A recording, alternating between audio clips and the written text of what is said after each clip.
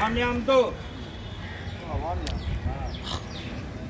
जन जन मन भारत जय भारत भाग्य विधाता पंजाब सिंध गुजरात मराठा द्राविड़ उत्कल गंगा विंध्य हिमाचल यमुना गंगा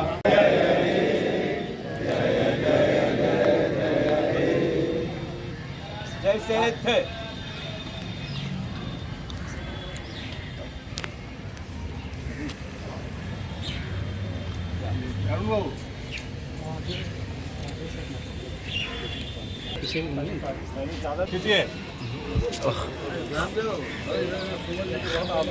ये ना अभी रुकिए सुमन भैया दो वाला हो सब आइए सब लाइन से आइए चलिए दादा टंगटा उन्हें देखो जगह दीजिएगा खिंचने वाले को करके करके जिंदाबाद जिंदाबाद जिंदाबाद राहुल गांधी जिंदाबाद जिंदाबाद जिंदाबाद खड़गे साहब जिंदाबाद जिंदाबाद जिंदाबाद कांग्रेस पार्टी जिंदाबाद जिंदाबाद जिंदाबाद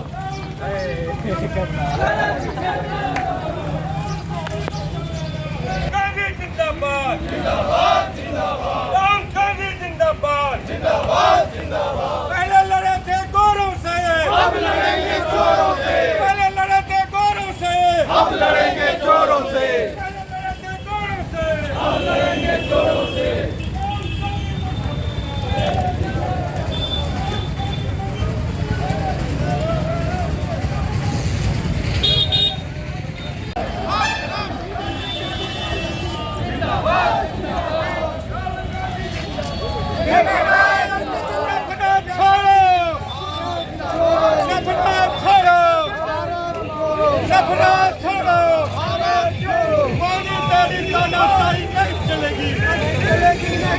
मोदी तेरी तानाशाही नहीं चलेगी नहीं चलेगी नहीं चलेगी मोदी तेरी तानाशाही नहीं चलेगी जिंदाबाद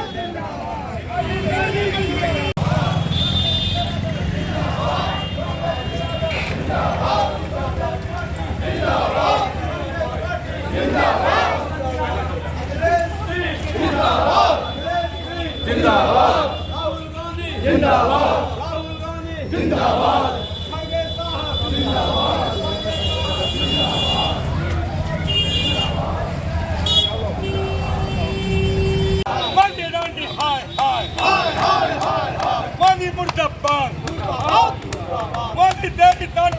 देख रहे हैं जनचक्र लाइव। इस वक्त आज हम बात करेंगे कांग्रेस पार्टी का।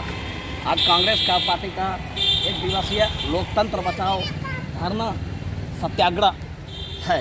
इसको लेकर के मुंगेर के तिलक मैदान से जमालपुर के आदरणीय विधायक अजय कुमार सिंह, माननीय विधान पार्षद समीर सिंह, सभी कार्यकर्ताओं को लेकर के जुलूस के शक्ल में होते हुए अपने मुख्य कार्यालय से मुंगेर के शहीद स्मारक पर एक दिवसीय धरना का आयोजन कर रहे हैं। आज जानेंगे इनसे कि किन मुद्दों को लेकर के यह धरना का आयोजन किया गया है। धरना प्रदर्शन है किस मुद्दे पर? हम लोग संपूर्ण देश में तानाशाही के खिलाफ और लोकतंत्र बचाने के उद्देश्य से पूरे देश में इस तरह का कार्यक्रम हम लोग चला रहे हैं और 20 तारीख से 25 तारीख के बीच में एक महारैली प्रदेश में भी होगा, पटना में भी होगा। उसकी भी तैयारी में हम लोग लगे हुए हैं। आप लोगों ने देखा कि भारत जोड़ो यात्रा देश में जब हिंदू कार्ड खेला जा रहा था, हिंदुत्व भार पैदा करके दो बार ये सत्ता में आ गए, तो स्वाभाविक है वो देश के लिए, हमारे राष्ट्र के लिए खतरनाक है। हमारे देश की खूबसूरती पूरी दुनिया में ये जानी जाती है कि हम एकता में अनेकता वाले राष्ट्र हैं। सभी धर्म के लोगों को यहाँ समान दर्जा मिला हुआ है, समान अधिकार मिला हुआ है। कहीं न कहीं जब से मोदी जी प्रधानमंत्री बने हैं, ये हिंदुत्व उभार पैदा करना चाहते हैं राजनीति के लिए, चुनाव जीतने के लिए। तो हमारे नेता राहुल गांधी जी के मन में हुआ कि देश बर्बादी की तरफ जा रहा है, मोदी जी बर्बादी की तरफ ले जा रहे हैं, आरएसएस भाजपा देश को की एकजुटता को ख़त्म करने पर आमदा है। तो उन्होंने निश्चय किया कि हम भारत जोड़ो यात्रा के माध्यम से देश को जोड़ने का काम करेंगे।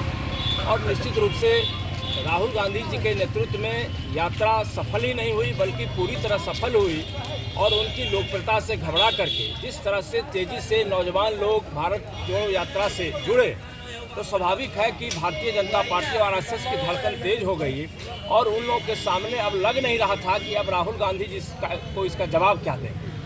तो उन्होंने अपना तानाशाही रवैया अपनाया और राहुल गांधी जी जब 20,000 करोड़ का हिसाब मांग रहे थे कि 20,000 करोड़ रुपया किसका है, तो मोदी जी जवाब नहीं दे पाए और उल्टे जो है सो उनका माइक ऑफ करवाया। और जब उनको लगा कि राहुल गांधी इस तरह का सवाल पूरे देश में पार्लियामेंट से लेकर बाहर तक पूछेंगे तो निश्चित रूप से हमारी छवि खराब होगी और हमारी कलाई खुल जाएगी, क्योंकि उसके पहले भी देश के बड़े बड़े पूंजीपतियों का कर्जा उन्होंने माफ़ किया था। ये सब लोग जानते हैं, इतना बुद्धिजीवी जानते हैं कि वो कर्जा जो माफ़ किया गया वो सब कर्जा वापस जो है सो जो माफ़ी वाला पैसा था वो भारतीय जनता पार्टी के कोष में गया, भारतीय जनता पार्टी के नेता के कोष में गया। नहीं तो कोई भी सरकार इस सरकार का पैसा क्यों माफ़ कर देगा इतना बड़ा रकम। तो इसके पीछे जो ये चाल था, रणनीति थी भारतीय जनता पार्टी की यही थी। और आज भी अडानी को संरक्षण देने के पीछे अडानी सिर्फ एक मैनेजर की भूमिका में है। वो पैसा जो है वो किसी और के पास जा रहा है, बड़े नेता के पास जा रहा है, भारतीय जनता पार्टी के जा रहा है। तो जिस तरह से एक देश खतरनाक मोड़ पर पहुंच गया है और तानाशाही नाचने लगा है और राहुल गांधी जी जैसे नेता जिनकी लोकप्रियता बढ़ी, जिसके परिवार का एक इतिहास है, स्वर्णिम इतिहास है देश की आज़ादी से लेकर के देश के विकास में, उनको प्रताड़ित करके उनकी सदस्यता को जिस तरह से ख़त्म किया गया, हम इस तानाशाही रवैये के खिलाफ पूरे देश में आंदोलन कर रहे हैं। और निश्चित रूप से राहुल गांधी को 2024 में हम लोग वापस लाएंगे और ये भ्रष्ट सरकार को उखाड़ फेंकेंगे, तानाशाही सरकार को उखाड़ फेंकेंगे। यही मूल उद्देश्य को लेकर के आज मुंगेर की ऐतिहासिक धरती पर हम लोग बैठे हैं। 2024 में क्या होगा?